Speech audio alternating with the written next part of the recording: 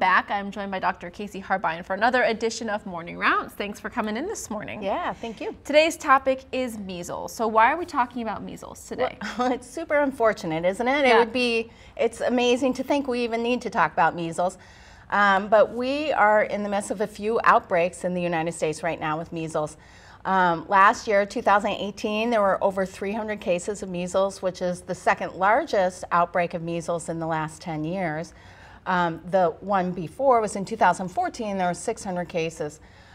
New York City in the last couple months has had over 150 cases of measles, started with some travelers who went to Israel and Ukraine and brought the measles back.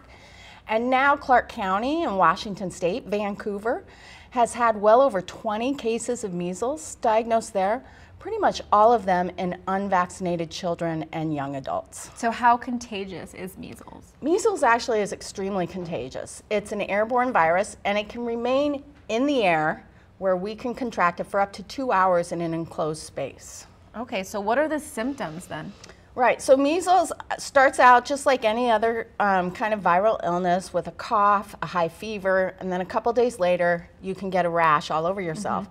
The problem is there are big complications associated with measles. It can go on to cause pneumonia, it can cause encephalitis, an infection around the brain.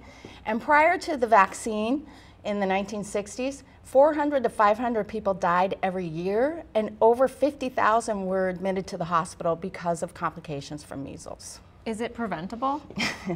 Yes, it's very preventable. In fact, one dose of measles, mumps, and rubella vaccine is 93% effective in preventing the measles, and 2 doses, which is the recommendation that everyone get, has a 97% effectiveness rate. So knowing all this, why is the number of unvaccinated people increasing? Right. So there probably always has been and always will be a small population of people who are generally distrustful of authorities making recommendations for things. But there's a growing number of people over the last 20 years who've become concerned about the association with measles vaccine and autism. And this is based on a study that was published in The Lancet, a very respected journal in Britain, by a doctor who suggested this link.